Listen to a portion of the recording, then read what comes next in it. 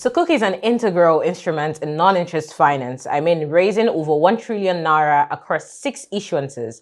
Nigeria is now a leading sovereign Sukuk issuer in sub-Saharan Africa. Its success has attracted interest from other African nations and Islamic finance stakeholders globally, positioning Nigeria as a model for blending Sharia principles with practical development financing. Hello and welcome to Islamic Finance Weekly. I am Rahma Say Muhammad. Today we're discussing federal government, Sukuk VII, and opportunities for enhancing Nigeria's shared prosperity. Joining me virtually today is none other than Attahiru Maccido, the Managing Director and Chief Executive Officer of One17 Capital Limited, also Director of Barak Capital Limited. Assalamu alaikum, sir. Welcome on the show. It's my pleasure, Ram. Thank you so much. Thank you so much. So let's delve right into our conversation, which is Sukuk. You're a specialist. At this point, you're a specialist, in Sukuk. I remember the last conversation we had with you. It was also around Sukuk. So it's an honor to have you join us on the show today. So for the benefit of our audience, can you briefly explain what Sukuk is and how it is attracting ethical-minded investors, also enhancing financial inclusion? Once again, thank you so much, Ram. Sukuk actually is now a name that has been very popular in Nigeria. It is an ethical and Shariah-compliant financial instrument, which is popularly referred to as Islamic bonds. Of course, it's different from bonds because bonds usually give interest, whereas Sukuk is actually paying rentals from the lease assets of the roads given to the federal government of Nigeria by the SPV. Usually, it is ethical because the assets that it's being financed must be selected assets that are Sharia compliant and cannot be anything that is harmful to the society or immoral. And as a result of that, it's for ethical-minded investors.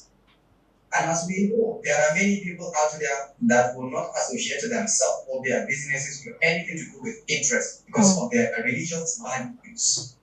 And as a result of that, they are excluded from the conventional bond and treasury bills that is being issued by the federal government of Nigeria.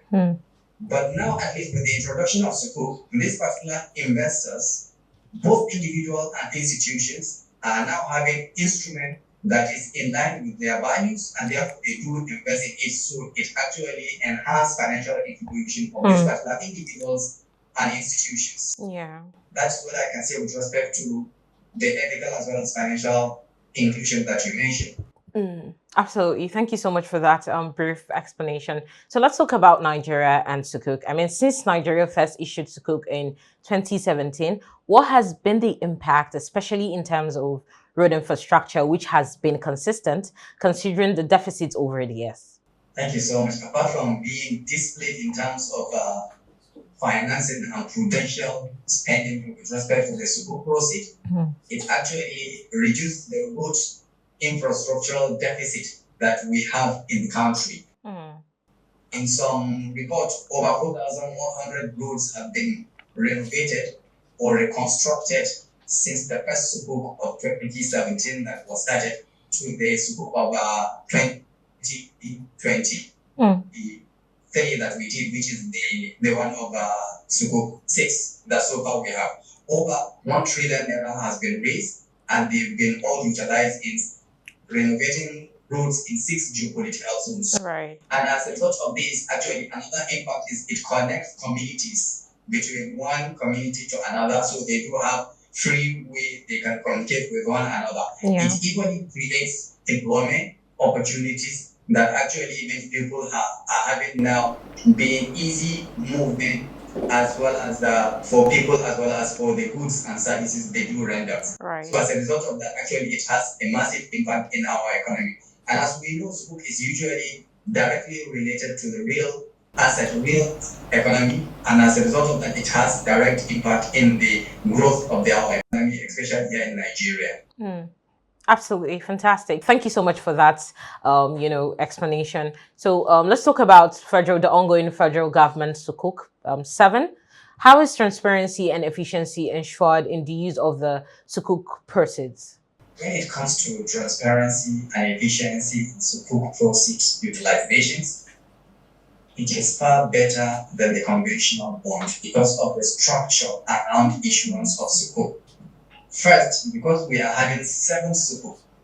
The 6th Sukuk, before the 7th Sukuk is being approved, there is Financial Advisory Council of Experts. First, that is the Sharia advisors to the Central Bank of Nigeria, that must actually review the entire structure as well as the contracts related to the Sukuk before they give their certification that it is really Sharia compliant for those investors to invest in it. Now, this particular body of experts, they will not give approval of Sukuk number 7 until actually the stakeholders explain issues to do with the Sukuk number 6 in terms of utilization of the proceeds.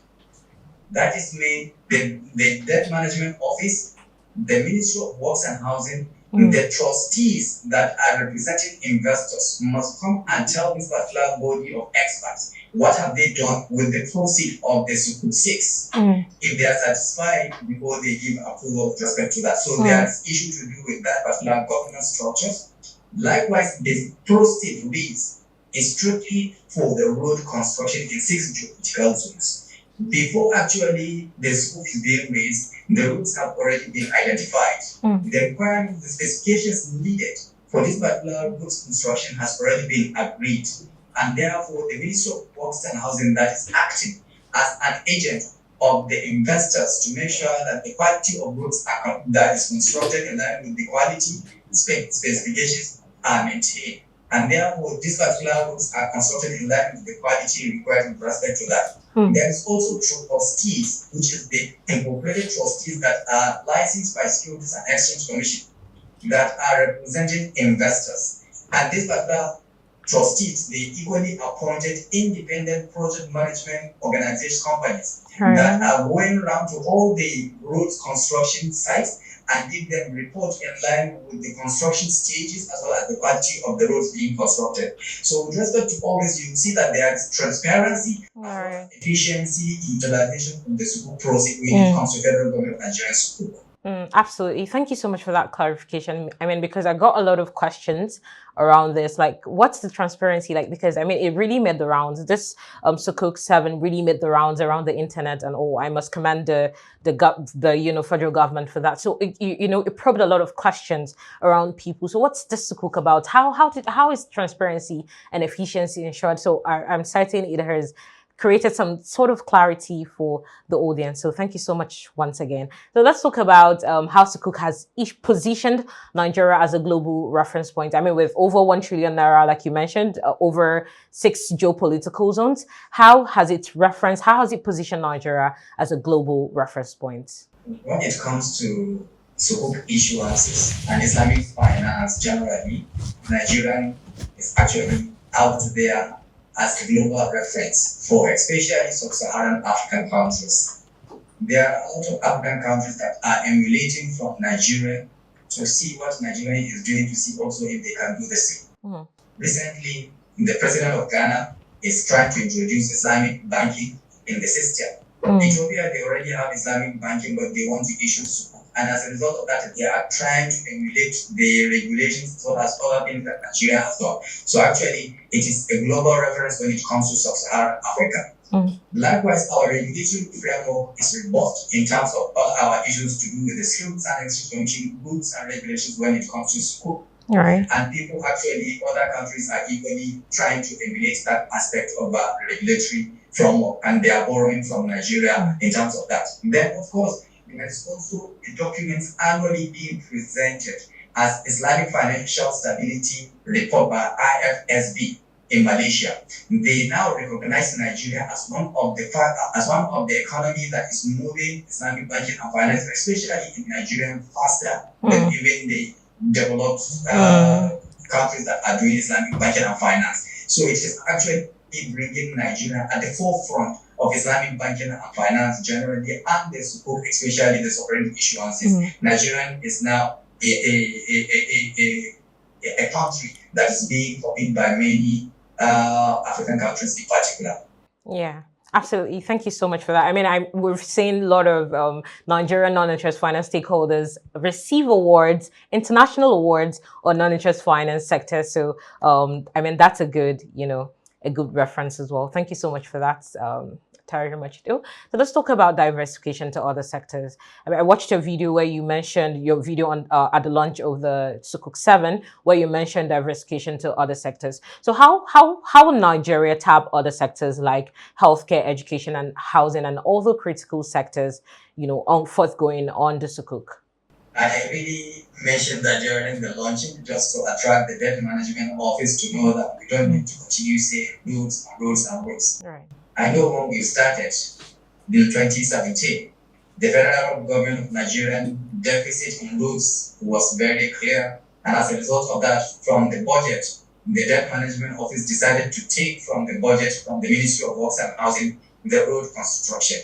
Now, after the first Sukuk, which was just 100 billion, and we were able to get 105 billion. And immediately they started to have a strategy of putting a signpost where the Sukuk issue process started on the routes and where it ends on the road. And as a result of that, it attracted attention to so many people. But however, the debt management office realized that it is only routes that can go to all the 6 geographical zones and people can see it vividly, very clearly. And as a result of that, they continue doing routes and routes and routes from Sukuk 1 to Sukuk 6 and now to Sukuk 7 are all routes. But I was trying to tell them that it's not only routes you can do. You can equally do education. The first Sukuk that was issued by some sovereign nation, by some sovereign state, which is the Osun state, was actually for schools, construction of schools in most of the local governments in the state. And of course, we equally witnessed that the Sukuk issued by the Family Homes Funds Limited, which is about 30 billion,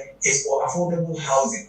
So meaning if a state government like Osun can do education, the federal government of Nigeria can equally do education in form of building universities, colleges, or at least equipping the universities with the necessary furnitures needed for that aspect. Likewise, they can equally do the affordable housing, as we've seen the current administration of the Mr. President Bola Ahmed Tinubu is trying to come up with massive housing development. Sukuk can actually help in achieving that aspect.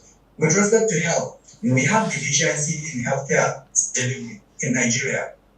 And of course, meaning we can equally use Sukuk in order to construct health centers and hospitals in order to provide the necessary services to the patients that are needed. We can equally use the same Sukuk, if possible, to actually finance the acquisition of the equipment, medical equipment, for instance. We have renewable energy that we've been saying we want to do. We have aviation to construct airports as well as repair the aircraft can all be used from the Sukuk, because we also say Dubai and other people actually they use Sukuk in order to construct their airport as well as repair the aircraft for Emirates airline, for instance. Nigeria, they equally do that. We don't need to invent the wheel, because some people have already done all these things that I mentioned in other jurisdictions. So we can equally do it here in Nigeria. But there are, of course, mode of financing or contracts to be used, and that is actually for something extensively that can be deliberated with debt management office in case they want to utilize any of the mode of financing based on contracts in Islamic banking and finance. Absolutely. Thank you so much for that. I love that, the points buttressed. I hope the audience and then all the people in the, the framework, the regulatory body can see this and actually act upon this. So thank you so much, Attahiru Maccido. It was a pleasure having you on the show today. It's my pleasure. Thank you so much for having me. You're welcome, sir. Thank you. Bless you too.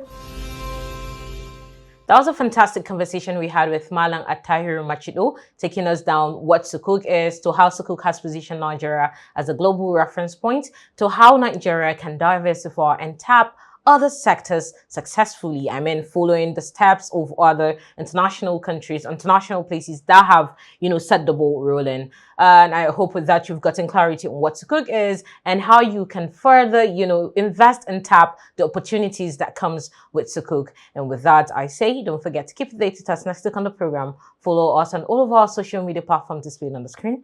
Thank you for watching. And as always, I am Rahma Say Muhammad.